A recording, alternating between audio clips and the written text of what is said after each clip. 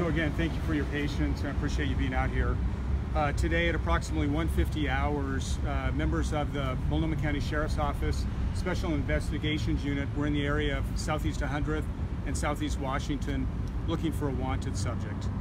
They observed the subject parked in the Burger King parking lot here, and in the process of contacting the subject, he placed his car into reverse, ramming the deputy's vehicle.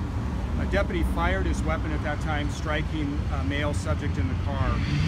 That person was taken into custody immediately and provided medical assistance at the scene by Portland police officers and our deputy sheriffs.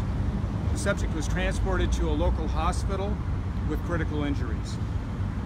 Responding Portland police officers arrived and secured the scene. No deputies or community members were injured in the shooting. The area of the Burger King will be shut down for the duration of the investigation, which we anticipate being several hours. So traffic and folks in this area are going to be impacted. Obviously, officer-involved shooting investigations are complex investigations. In this case, we have the District Attorney's Office present, members of the Portland Police Bureau Detectives Unit and their command team are here.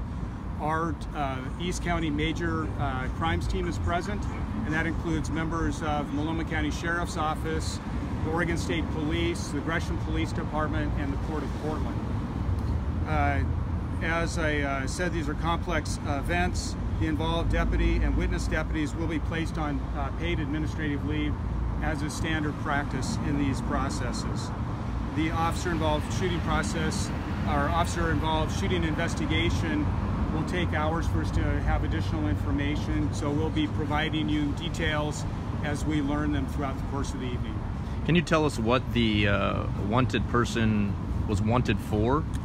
At this time, I'm not going to be able to give that information out. We will be able to do that later as we confirm the identity of the person who's in the hospital right now. And was it just one of your deputies who shot?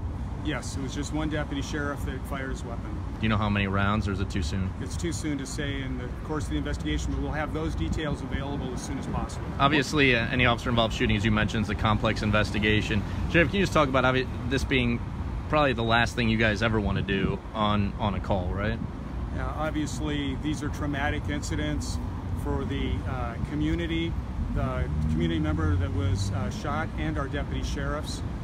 In this situation, they were looking for a person who had active warrants out for his arrest. We'll be providing the details of those warrants later to you as we confirm his identity. What is the condition of the person who was shot? Sheriff, we've got to get you out of here. Yeah, I'll do that to you. He's in critical condition at the hospital, and again, we'll update his condition as we have word from the hospital. Safe to assume that red van is the vehicle your deputies were in? That is correct. Okay. Yeah, thank you very much. Thank you, Sheriff. No, I want the mic.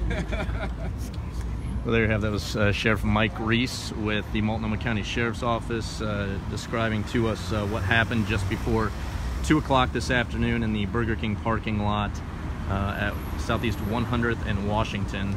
That's just across the street from Mall 205. As you heard, some special investigators with the Multnomah County Sheriff's Office were looking for a wanted subject, and they found that person in the parking lot. They moved in, and as soon as they moved in, that person in the white truck you see there backed into the red van that the undercover officers were riding in, and one of those officers opened fire, hitting the wanted person, and that person now has critical injuries and is at a local hospital. So that is the very latest from the scene here in Southeast Portland. We'll have another live report coming up on KGW News at 5. We'll check back later.